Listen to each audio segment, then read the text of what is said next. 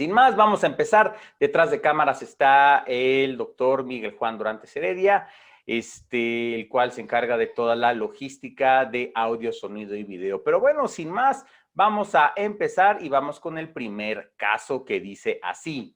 Acude a tu consulta un hombre de 58 años de edad de urgencias porque alguien presenció que tuvo una convulsión tónico-clónico generalizada. El paciente dice que se encontraba bien y súbitamente tuvo el colapso y duró aproximadamente la crisis 1 minuto. Dice los compañeros que lo encontraron que después del evento de la convulsión estaba completamente confundido, pero después actualmente ya recuperó el estado del despierto y está cooperador. De sus personales no patológicos, él es exfumador, lo suspendió hace 1 año, pero bueno, el buen hombre tuvo un índice tabáquico de 45 durante 40 años. Dice que ocasionalmente consume alcohol y que niega el uso de drogas ilícitas. Dice que toda su vida ha vivido en la ciudad de Monterrey y no viaja fuera del país. Dice que tiene desde hace algún tiempo cefalea desde las últimas semanas y nunca había convulsionado. Esta es su primera crisis convulsiva. No tiene otros antecedentes de importancia, no consume medicamentos. A la exploración física, 37 grados de temperatura, latea bien, 120/80, cardíaca de 80, cardiopulmonar sin compromiso, no tiene tumoraciones a la exploración abdominal. Le haces una breve exploración neurológica, los nervios craneales los ves sin ninguna alteración. No hay disminución de fuerza ni de sensibilidad.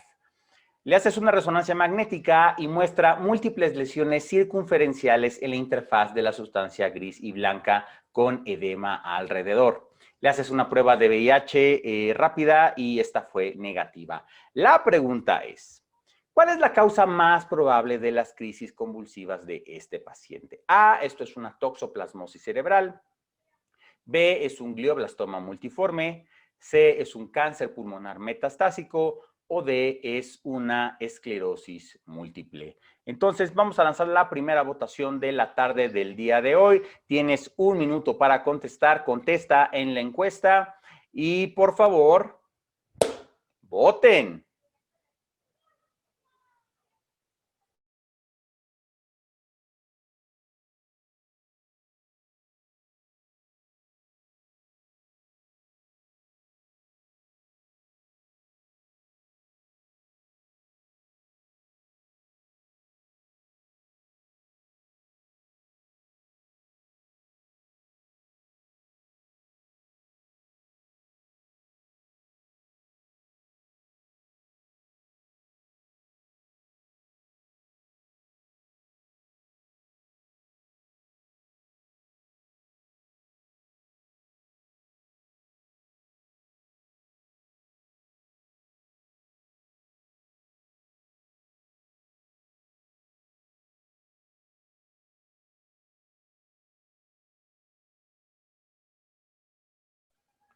Cinco, 4, 3, otro 3, 2, 1 y tiempo. Vamos a finalizar la votación. Vamos a compartirlo. Perfecto, muy bien. Supieron identificar los factores de riesgo adecuados y lo más probable es de que este paciente lamentablemente tiene metástasis de un cáncer pulmonar metastásico, de tal forma que la respuesta correcta es C. Ahora voy a dejar de compartir la pantalla. Vamos a dejar de compartirla y vamos a ver qué nos pudo haber ayudado en este caso clínico para hacer las respuestas adecuadas. Entonces, recuerda, las crisis convulsivas tónico-clónico generalizadas, generalmente si duran menos de 5 minutos no requieren tratamiento. Yo sé que son muy aparatosas y sobre todo en hospital ya quieres cargar la jeringa con diazepam, midazolam para yugular la crisis. Pero recuerda, si dura menos de 5 minutos, generalmente no necesita tratamiento. Y 5 minutos es una canción de Luis Miguel, por una forma de decirlo. Entonces, sí es un tiempo que se te puede hacer bastante prolongado, pero la mayoría de las crisis yugulan antes de los 3 minutos. Aquí lo más importante es en la historia clínica el hecho de que es fumador, tiene un índice tabáquico de 45 durante 40 años, pero bueno, el buen hombre ya lo suspendió, pero eso no importa, lamentablemente parece que tiene una de las complicaciones del tabaquismo, que es el cáncer pulmonar. Aquí lo importante, el hecho es, entonces, aquí te ponen que tiene una prueba rápida de VIH negativa, entonces prácticamente podríamos descartar la toxoplasmosis cerebral. Y generalmente puede ser lesión única, pueden ser varias lesiones, pero con un paciente inmunocompetente es muy difícil que tenga una toxoplasmosis cerebral. Esclerosis múltiple, generalmente, recuerda, la esclerosis múltiple es una enfermedad que es bastante común en nuestro país, está más asociado con las latitudes norte del mundo y este paciente generalmente no debutan con crisis convulsivas y mucho menos tendrían estas lesiones circunferenciales en la interfaz. Recuerda que la esclerosis múltiple son estas lesiones en forma de dedos que afectan la sustancia blanca. Sería un paciente un poquito más joven, entre los 20 y 30 años de edad, y tendría principalmente neuritis óptica o algún otro déficit neurológico. Entonces, podríamos dejar las opciones en dos, a descartar el glioblastoma y el cáncer pulmonar metastásico. Glioblastoma multiforme, ¿por qué no? Porque generalmente glioblastoma multiforme es una lesión única y es un tumor primario del sistema nervioso central. ¿Recuerdas cuáles son los factores de riesgo para glioblastoma multiforme o conoces cuáles son los factores de riesgo para glioblastoma multiforme?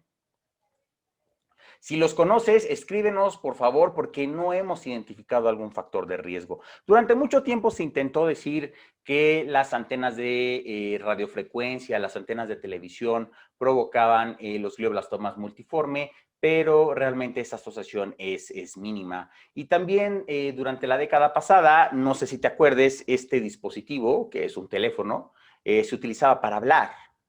Actualmente a los millennials y a los centennials no les gusta hablar, les gusta más escribir. Entonces, quisieron hacer algún estudio tratando de hablar acerca de la relación de los tumores cerebrales con la telefonía celular, pero a la gente, a los millennials y a los centennials no nos gusta hablar por teléfono, preferimos que todo sea por mensaje. Entonces, sería una lesión única y prácticamente tiene muchas características especiales.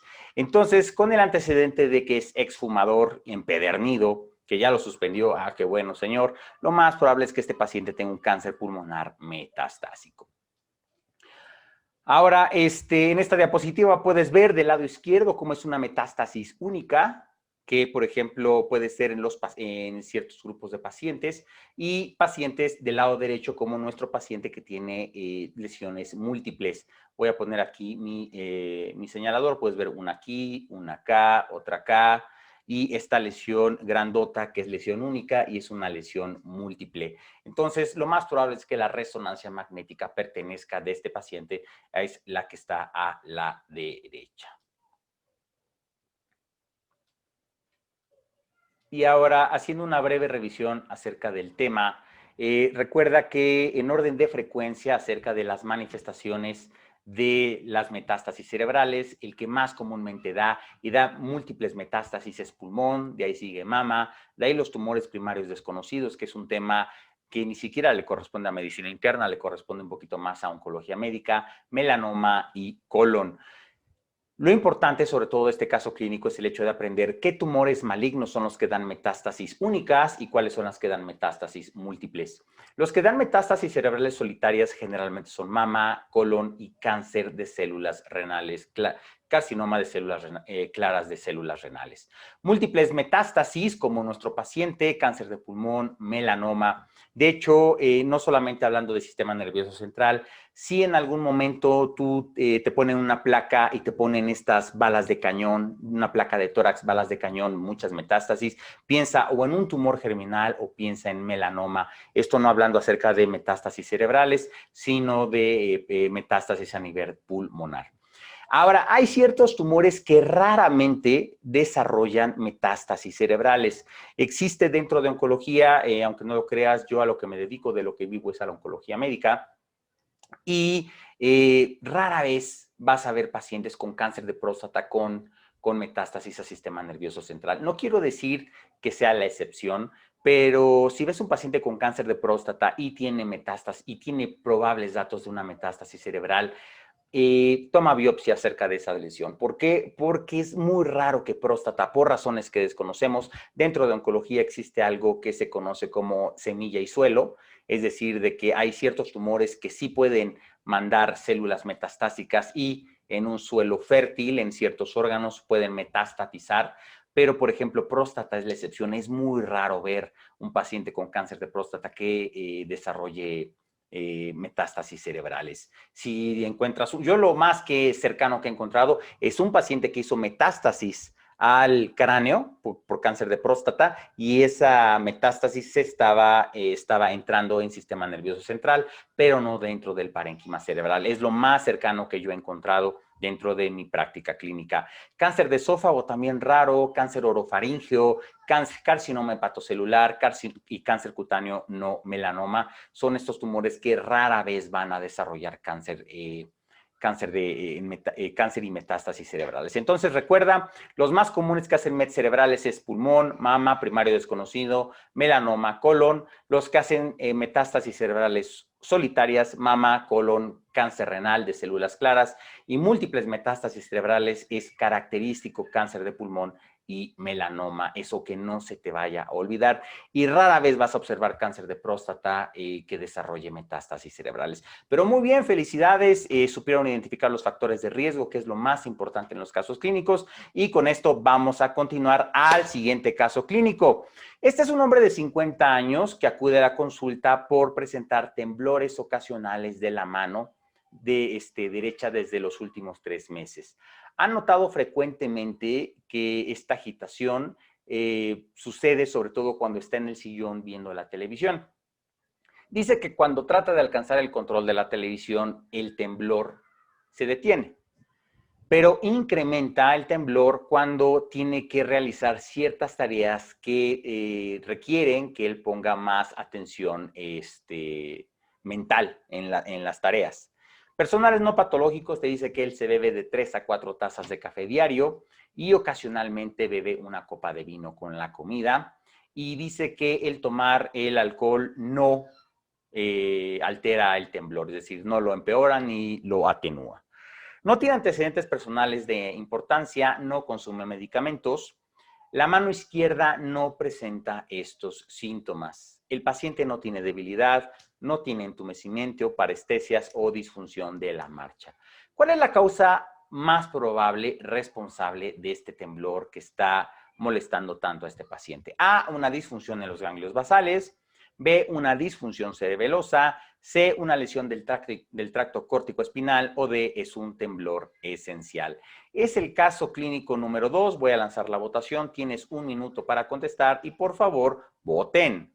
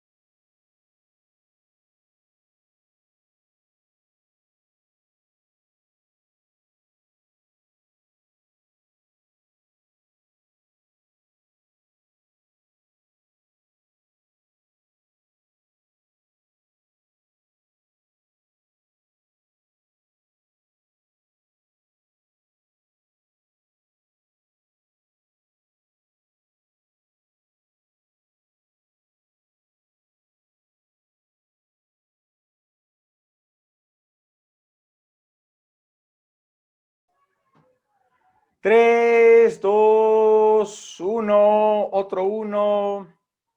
Y tiempo. Vamos a finalizar la votación. ¡Uy! Uy, Miguelón, esta vez sí, les ganamos.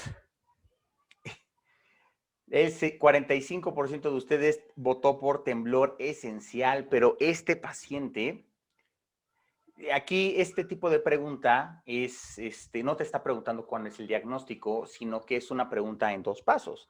El evaluador te está suponiendo que tú sabes cuál es el diagnóstico y te quiere preguntar cuál es la fisiopatología o la etiopatogenia de esta alteración. Y este paciente lo más probable que tenga, y ahorita lo vamos a revisar, no te pongas triste, es lo que contestó el 29% de ustedes. Este paciente tiene una disfunción en los ganglios basales porque probablemente tenga enfermedad de Parkinson.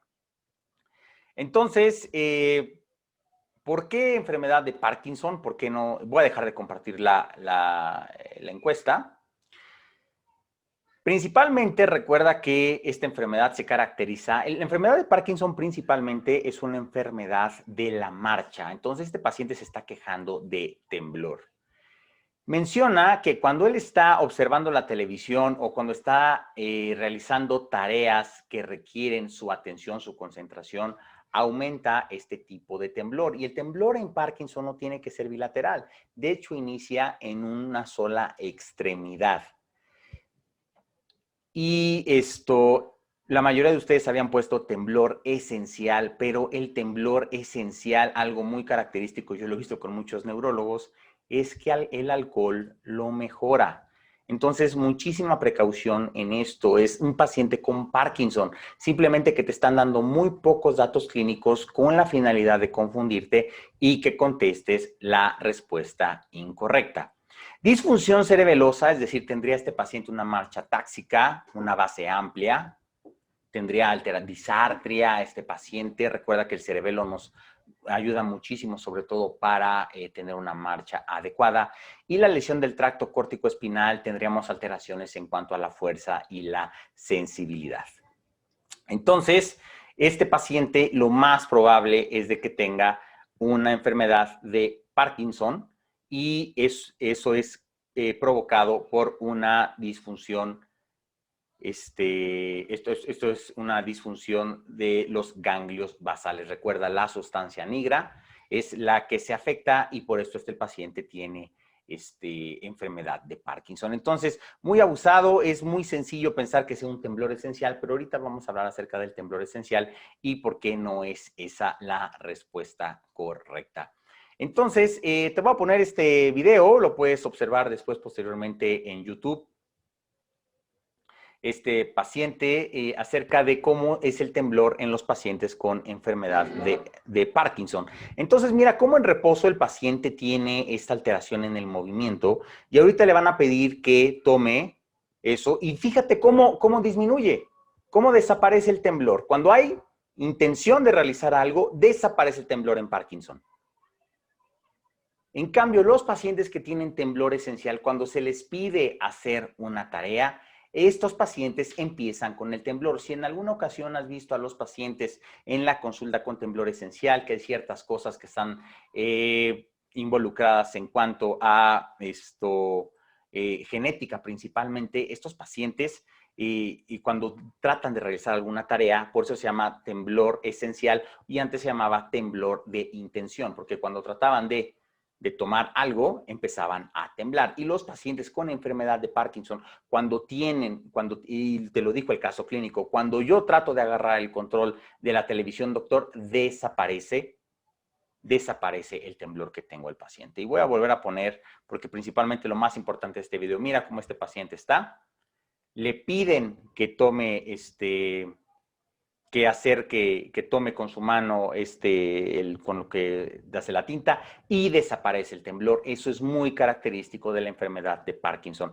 Así que no te preocupes acerca de esto porque ya no se te va a olvidar para el día del examen nacional. Entonces, haciendo una revisión acerca de los temblores, el temblor esencial es un temblor de intención. Si tú le pides al paciente que realice alguna actividad, que tome cierto artefacto, que tome un vaso, va a empezar con el temblor y generalmente no involucra las piernas. En ocasiones puede o no tener temblor cefálico y no tienen otros signos neurológicos. Y algo muy importante que te dijo el evaluador es que este paciente cuando se toma su Syrah, su Cabernet Sauvignon, no desaparece el temblor. Y en el temblor esencial, el paciente con alcohol disminuye las molestias del temblor. Yo tengo un paciente que veo por otro padecimiento oncológico que tiene diagnóstico de temblor esencial y dentro de la receta, te lo juro, así dice por parte del neurólogo que lo ve, tomar propranolol, un beta bloqueador o un caballito de tequila cada 8 horas. Entonces, el alcohol mejora muchísimo los síntomas de los pacientes que tienen temblor esencial, que eso no se te vaya a olvidar. En cambio, los pacientes que tienen enfermedad de Parkinson, cuando tienen movimiento voluntario, desaparece, como lo viste en el video que te acabo de mencionar, y ponte contento si lo contestaste mal, porque ya nunca se te va a olvidar y vas a obtener todos los puntos en el examen nacional. Generalmente involucra manos y piernas, a diferencia del temblor esencial que no involucra piernas. Y el involucro facial, es decir, que el paciente tenga distonías o movimientos alterados de la cara, eso es bastante raro. Los pacientes con problemas de temblor de origen cerebeloso tienen ataxia de la marcha. Recuerda, tienen una base muy amplia, tienen dismetría, estos pacientes cuando haces las pruebas, y pueden tener alteraciones de la marcha especialmente. Y recuerda, nosotros no somos seres estáticos, tenemos un temblor fisiológico que es de muy baja amplitud, que no es visible ni perceptible en condiciones normales. Pero cuando consumimos ciertos agentes que estimulan el sistema nervioso simpático mimético, como drogas, cocaína, hipertiroidismo, ansiedad, cafeína, que fue uno de los distractores que te puso el paciente, esto puede hacerse muy notorio y no significa que tengas Parkinson, no significa que tengas temblor esencial. Y generalmente empeora con el movimiento. Recuerda, es cuando los pacientes se ponen muy nerviosos. El R1 de cirugía, que va a ser apenas su primera apendicitis, este temblor fisiológico aumenta e involucra la cara y las extremidades. Entonces, muy importante, los puntos de enseñanza son el temblor esencial, mejora con el alcohol y principalmente cuando el paciente tiene que realizar alguna actividad, aumenta este tipo de temblor. Los pacientes con enfermedad de Parkinson están con el temblor en reposo y cuando les pedimos que hagan algo, desaparece súbitamente. El temblor de origen cerebeloso, los pacientes tienen alteración de la marcha, disartria e incluso dismetría cuando les pides a los pacientes de que toquen tu dedo en la exploración neurológica. Y el temblor fisiológico, ese te va a suceder cuando pruebes el examen nacional, sea R1 de cirugía general y estés haciendo tu primera apendicectomía. Pero bueno, vamos con el penúltimo caso clínico. Este es un hombre de 62 años de edad que es traído a urgencias por presentar debilidad del hemicuerpo izquierdo, adormecimiento y dificultad para hablar.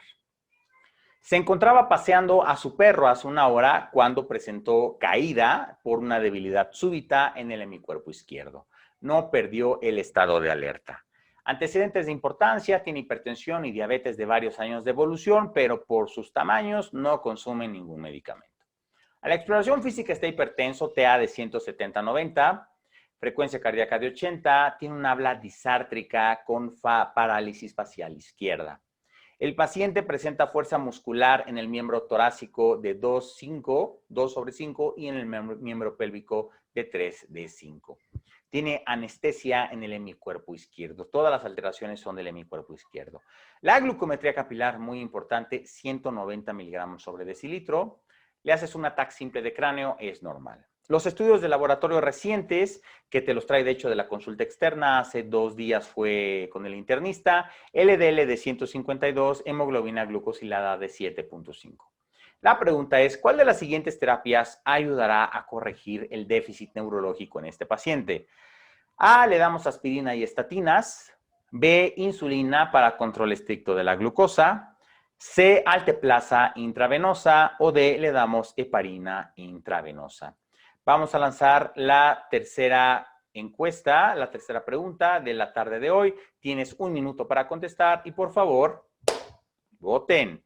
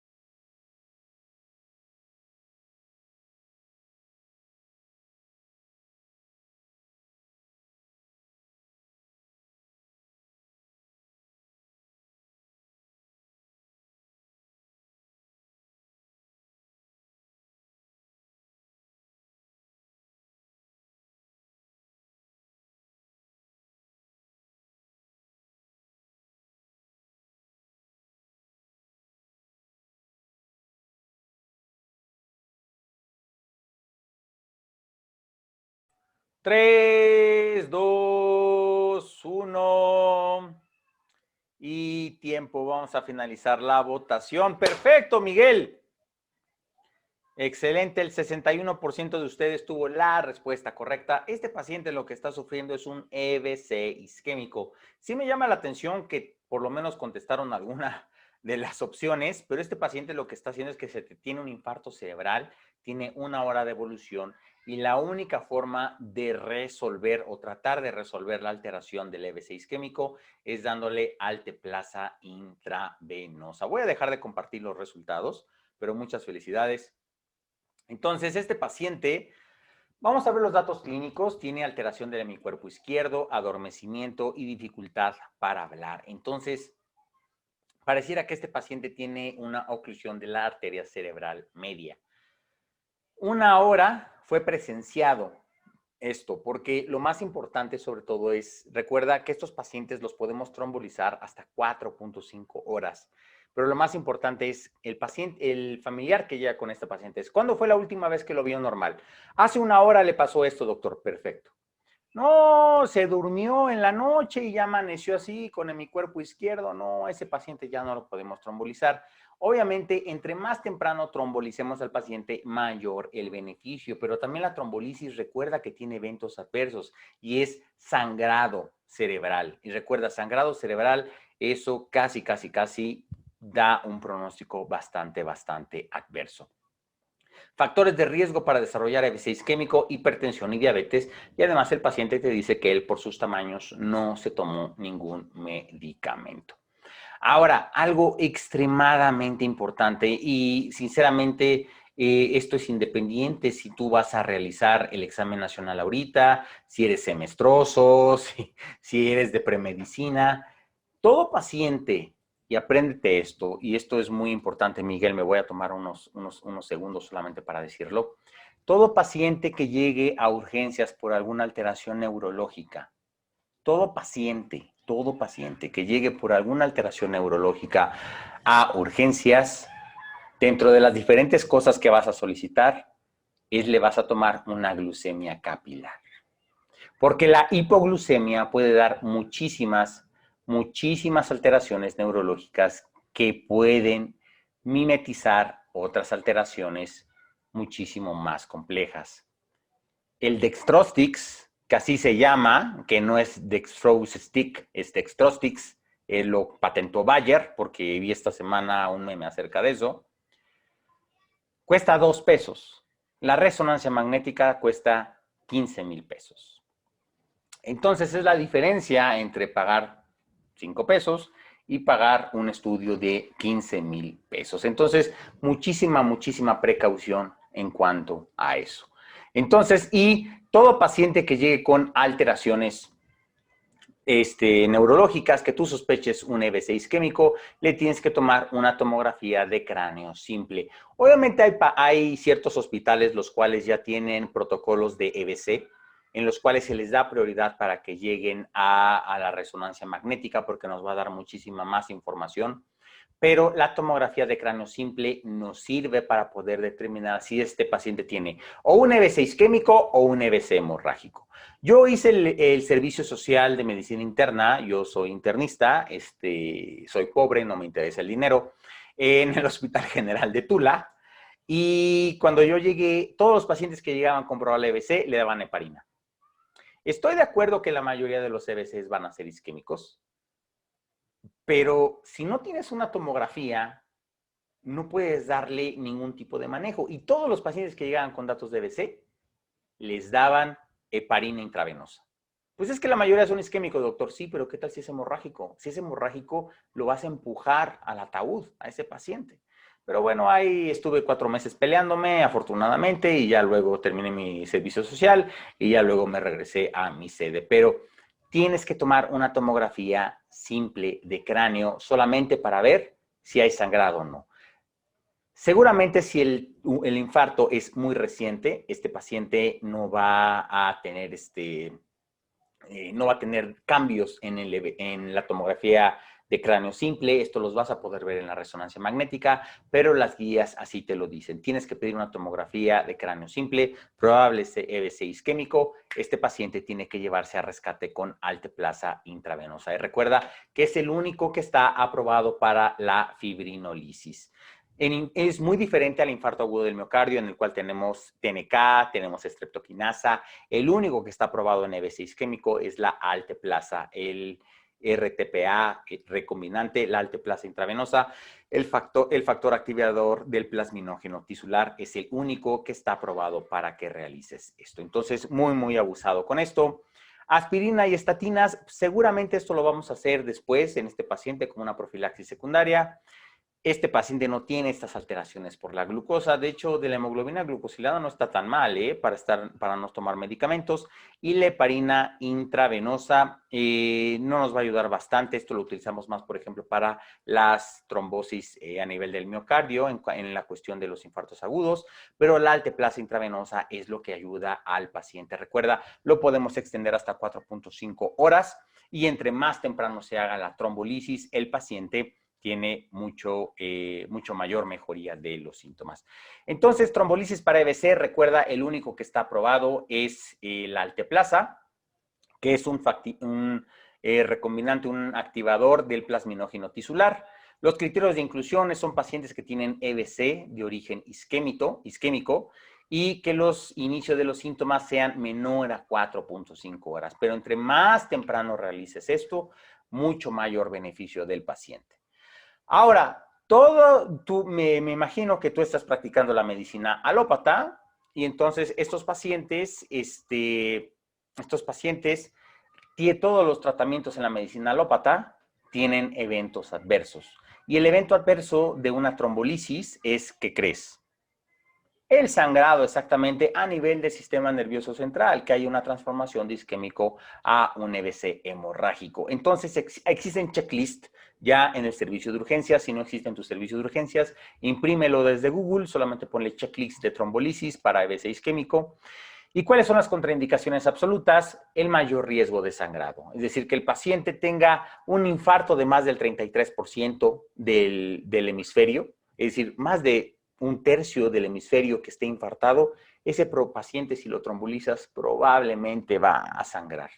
Paciente con EBC o trauma craneoencefálico en los últimos 3 meses, paciente con antecedente de hemorragia intracerebral, cirugía intracraneal o medular reciente, sangrado activo o de sitios no compresibles en los últimos 7 días, pacientes que estén extremadamente hipertensos, pero no la hipertensión per se te contraindica la trombolisis. Es decir, si tú lo puedes controlar, la puedes trombolizar, le puedes dar nitroprusiato, le puedes dar beta bloqueadores intravenosos, pero si no la puedes bajar de 185 a 110, pues este paciente va a sangrar. Plaquetas bajas de 100,000, pacientes con glucosa de menos de 50, eso es extremadamente importante. Incluso los checklists te están diciendo, por favor, tómale un estudio de 5 pesos antes de tomarle una resonancia, una tomografía de 5,000 y 10,000 pesos respectivamente. Pacientes con datos de probable sangrado con INR elevado, estas son las contraindicaciones absolutas. Pacientes con contraindicaciones relativas, que tengan una mejoría rápida o un déficit menor, porque tal vez no es un EBC isquémico, tal vez es un ataque isquémico transitorio. Pacientes con cirugía o trauma mayor en los últimos 14 días, hay que ponerlo en la balanza para ver si son candidatos o no. Pacientes con infarto al miocardio en los últimos 3 meses, pacientes con sangrado gastrointestinal en las últimas 3 semanas, crisis convulsivas al inicio del EBC porque predispone a sangrado, o pacientes embarazadas. Son las mínimas de las pacientes, pero puede suceder. Entonces, muy importante el hecho, sobre todo, que te aprendas las contraindicaciones absolutas y los tiempos para la trombolisis. Con eso vas a estar listo para poder obtener todos los puntos en los casos de EBC isquémico. Pero bueno, ahora vamos al último caso clínico de la noche de hoy, pero no sin antes la pausa comercial. Si vas a hacer el examen nacional en el próximo 2021, te invitamos a que te inscribas a nuestro curso maratón ENAR 2021. Las sesiones como las que estamos teniendo hoy son similares. Todos los jueves nos reunimos para discutir casos clínicos, además de tener videoclases grabadas. Estamos ya afortunadamente en la última etapa de inscripciones. Iniciamos inscripciones desde agosto y estamos en el último mes de inscripciones. Solamente está limitado a 60 lugares total. Liberamos 20 lugares por etapa. Agosto y septiembre se vendieron por completo y en la última etapa, que es octubre, termina el 31 de octubre a la medianoche.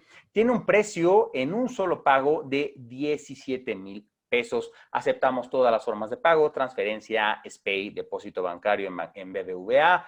Y si quieres diferir el pago con PayPal, es la única forma en la cual la podemos diferir actualmente. Tiene un precio de 20,000 pesos y lo puedes diferir hasta 12 meses sin intereses. Entonces, recuerda, quedan menos de 10 lugares. Muchísimas gracias a todos los que se han inscrito a este curso. Por mucho, la mejor plataforma de preparación para el examen nacional de aspirantes a residencias médicas. Pero bueno, sin más, Miguel, vamos al último caso clínico. Esta es una mujer de 18 años que acude a la consulta por cefalea de 3 meses de evolución.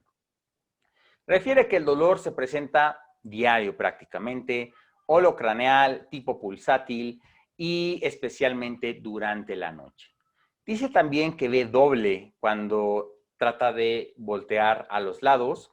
No tiene fiebre, no tiene escalofríos, no tiene trauma craneal, no cervical, no fotofobia, fonofobia, vómito, rigidez nucal, ni debilidad ni entumecimiento. Se toma ibuprofeno de forma empírica, pero no mejora. Su mamá y su hermana tienen cefalea migrañosa. No fuma, no consume alcohol, no consume drogas ilícitas, es decir, no se divierte para nada este paciente. No toma medicamentos más el ibuprofeno en caso de dolor. A la exploración física, temperatura de 37 grados, TA de 130-85, cardíaca de 90 y MC de 34. Es decir, está un poquito pasada de tacos. A la exploración física no tiene rigidez de nuca, no dolor a la palpación, fondo de ojo con papiledema, movimientos oculares con parálisis del recto lateral izquierdo. La tomografía de cráneo que le tomas es normal. La resonancia magnética te dice el radiólogo que tiene síndrome de silla turca vacía. ¿Cuál es el mejor paso a seguir en el manejo de esta paciente?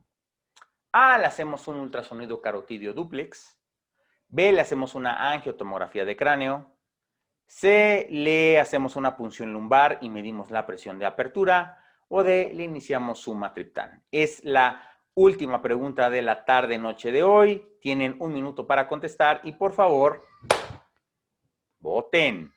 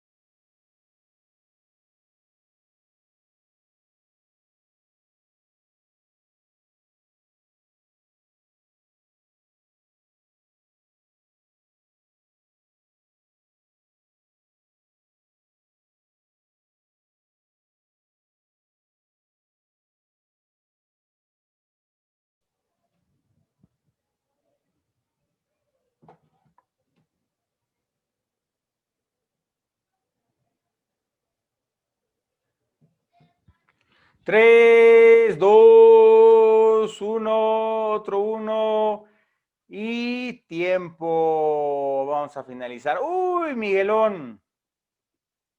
Otra vez les ganamos, pero bueno, no te pongas triste, no te pongas triste si tuviste la respuesta incorrecta. La mayoría de ustedes pidió una angiotomografía de cráneo.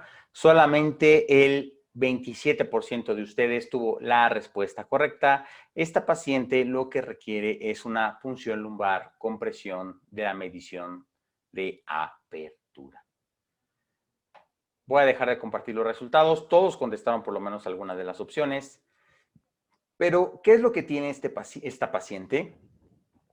Vamos a ver los datos clínicos. Es una mujer de 18 años, es una mujer joven, tiene visión doble está un poquito pasada de tacos y tiene papiledema, es decir, tiene datos de hipertensión intracraneal y tiene alteraciones en los movimientos oculares, principalmente del sexto par. La tomografía de cráneo es normal, la resonancia magnética tiene un síndrome de silla turca vacía. Recuerda que el síndrome de silla turca vacía quiere decir que la hipófisis no la puedes ver y cuando hay una hipertensión intracraneal crónica, eso no significa nada. 95% de los pacientes que tienen síndrome de silla turca vacía, es decir, que la hipófisis no la puedes observar, hay mucha hipertensión del líquido cefalorraquídeo y aplasta la hipófisis. Pero el 95% de los pacientes sigue siendo funcional. Entonces, esta paciente lo que tiene es una hipertensión intracraneana de origen idiopático, lo que se conoce como pseudotumor cerebri. ¿Por qué es pseudotumor cerebri? Porque pareciera un tumor, pero no lo tiene. Se comporta como un tumor, pero no lo tiene. Entonces, lo mejor que podemos hacer para esta paciente para mejorar sus síntomas es hacer una punción lumbar. Va a tener un aumento en la presión de salida del líquido cefalorraquídeo y van a mejorar inmediatamente los síntomas. Esta paciente de 18 años no debemos de pedir un ultrasonido carotídeo porque prácticamente no tiene factores de riesgo para tener enfermedad aterosclerosa de carótida. Piénsalo bien ya después de contestar. 18 años, no tiene hipercolesterolemia familiar, no fuma, no tiene antecedentes de muerte súbita en sus familiares. ¿Por qué le buscarías alteraciones carotídeas? Y recuerda que una de las principales alteraciones carotídeas por placas de ateroma en estas arterias es la maurosis fugax, es decir, la desaparición de la visión en estos pacientes. Angiotomografía de cráneo, que también que me parece que fue la opción que más escogieron, Miguel. Esto sería buscando alteraciones o malformaciones arteriovasculares, pero pues el paciente no tiene antecedente de poliquistosis renal para pensar en aneurismas cerebrales, malformaciones arteriovenosas. Esta paciente tiene todo para tener una hipertensión intracraneana idiopática que se conoce como el pseudotumor cerebri. Uno de los distractores, y yo pienso que por eso seleccionaron el sumatriptán, fue el hecho de que tiene antecedentes heredofamiliares de cefalea migrañosa, pero puede ser que la mamá, que la hermana, que la vecina tengan migraña, pero no necesariamente ella lo va a tener. Entonces, esta paciente con aumento en el índice de masa corporal, con visión doble, con una parálisis del sexto nervio craneal, y ahorita lo vamos a ver por qué, y con una tomografía de cráneo normal que no tiene tumor, esto probablemente sea un pseudo tumor cerebri. Es decir, se comporta como si tuviera un tumor cerebral, pero no lo tiene. Y esta es la hipertensión intracraneana idiopática. Entonces, antes de hablar acerca de la hipertensión idiopática intracraneana, les quiero hablar acerca de que a principios del siglo pasado, en 1900, existió la fiebre del oro. En cuanto a la fiebre del oro, sobre todo en la región, recuerden que Alaska pertenece a Estados Unidos, la región del Yukon, existió datos de que existieron minas de oro, una gran colección de oro. Entonces, estos pacientes, diferentes personas fueron en búsqueda de la riqueza hacia el Yukon. Y estas personas, como ustedes lo saben, en Canadá principalmente, las principales formas de movilización en estas zonas nórdicas, en estos territorios del noroeste, son los perros. Entonces, cuando estas personas buscaban el oro por la fiebre del oro en la zona del Yukon, utilizaban a los perros, pero en ocasiones estos pacientes quedaban atrapados y quedaban aislados. Entonces, la única forma de sobrevivir era comiéndose a su transporte, es decir, comiéndose a sus perros. Entonces, se describió desde hace más de 200 años que los pacientes que buscaban oro en el Yukon y que consumían principalmente el hígado de los perros, que tiene en esta especie una gran cantidad de vitamina A, tenían datos de hipertensión intracraneal idiopática. Una de las causas de esta hipertensión intracraneal idiopática es la ingesta de vitamina A. Actualmente no nos comemos los perros, espero que no lo hagas, pero por ejemplo la isotretinoína, que es un derivado de la vitamina A, puede darte estos datos. Entonces, acuérdate de la hipertensión intracraneal idiopática, de los campistas, de los exploradores del Yukón, que cuando tenían hambre y se quedaban aislados o se perdían dentro de las montañas, se comían a sus perros. El hígado de los perros tiene una gran cantidad de vitamina A, se intoxicaban con vitamina A y tenían estos datos de hipertensión intracraneana idiopática. De esta forma nunca se te va a olvidar. ¿Cuáles son los factores de riesgo? Principalmente, como te mencioné, la hipertensión intracraneal idiopática aparece en los pacientes con mujeres en edad fértil y está asociado a ciertos medicamentos, tetraciclinas, isotretinoína, que es un derivado de la vitamina A, hormona del crecimiento o hipervitaminosis de vitamina A. No se te olvide a estos exploradores del Yukón que se comían a sus perros, lamentablemente, para sobrevivir y les daba pseudotumor cerebri. ¿Cuáles son los síntomas? Cefalea, cefalea y cefalea. Amaurosis transitoria en ocasiones, tinnitus pulsátil y diplopía. A la exploración física vas a tener datos de hipertensión intracraneal, vas a tener papiledema, alteraciones de la campimetría. Y hay un dato que es la parálisis del sexto nervio craneal. Recuerda que en este caso clínico decíamos que el paciente a la visión lateral tenía parálisis de este nervio craneal. ¿Por qué sucede esto? Te voy a ser sincero, no sabemos. Lo que dicen los neurólogos es el hecho de que como el sexto nervio craneal es de los más grandes en longitud, se afecta muchísimo por la hipertensión intracraneal y esto te puede provocar la diplopia de los pacientes. Pero característicamente estos pacientes tienen parálisis del sexto nervio craneal, pero es reversible una vez que sacas el líquido cefalorraquídeo de estos pacientes. Para el diagnóstico, obviamente, como se comporta como tuviera un tumor cerebral, le vas a tomar una resonancia magnética, una tomografía craneal y vas a observar que estos pacientes no tienen tumor cerebral. Entonces, tienen características como si se comportaran como un tumor cerebral, pero no es así. Entonces, por eso se llama pseudotumor cerebri. Y si le hacemos una punción lumbar, estos pacientes mejoran inmediatamente y la presión de apertura es de más de 250 milímetros de agua. ¿Cómo tratamos a estas pacientes que generalmente son mujeres? Uno, detenemos el medicamento desencadenante, puede ser que esté consumiendo vitamina A, ya estas famosas vitaminas que todo el mundo las consume, mucha charlatanería en cuanto consume vitaminas, que suspendan el consumo de vitamina A. Isotretinoína, valorar el cambio de tratamiento porque es un derivado de la vitamina A. Y estas pacientes mejoran muchísimo si pierden peso. Y la otra forma, además, es disminuir la síntesis de líquido cefalorraquídeo y esto lo hacemos mediante la ingesta de acetazolamida. Entonces, recuerda, pacientes, mujeres, jóvenes en edad fértil, con datos posibles de un tumor cerebral, le haces una tomografía, no hay tumor cerebral, le haces una resonancia magnética, no hay tumor cerebral, entonces hay papiledema, pero no hay datos de que exista herniación, les puedes hacer una punción lumbar. La punción lumbar tiene una elevación en la presión de apertura en más de 250 milímetros de agua. Mejora muchísimo los síntomas del paciente. Recuerda que tienen parálisis del sexto nervio craneal. Algunos piensan porque es el nervio más largo que sale del origen aparente del cerebro.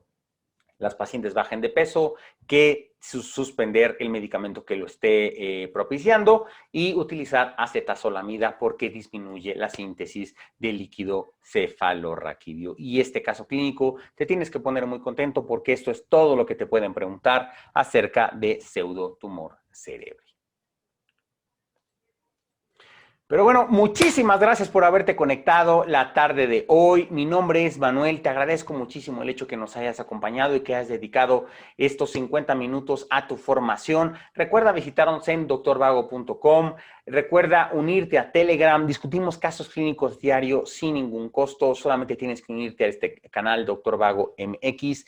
Tenemos nuestro fanpage de Facebook, nuestro canal de YouTube. En Amazon vendemos un libro que es A Prueba tu ENARP, donde damos tips y ciertos trucos para poder mejorar tu preparación. En Instagram subimos memes en ocasiones para hacer un poquito más llevadera la preparación del examen nacional, y en Twitter subimos datos muy rápidos y francos acerca de la preparación para el examen nacional. Mi nombre es Manuel, la próxima semana subimos este caso clínico a las redes sociales. Te mando un fuerte abrazo, no desistas en tu preparación y recuerda, lo que estás haciendo es muy importante. Lo que estás haciendo salva vidas. No conozco otra profesión que el hecho de que dedicar cierto tiempo de tu día a tu preparación mejore la vida de los mexicanos. Muchísimas gracias por tu atención, por haber asistido. Nos vemos en la próxima y muy buena suerte. Síguete preparando y nos vemos en la próxima.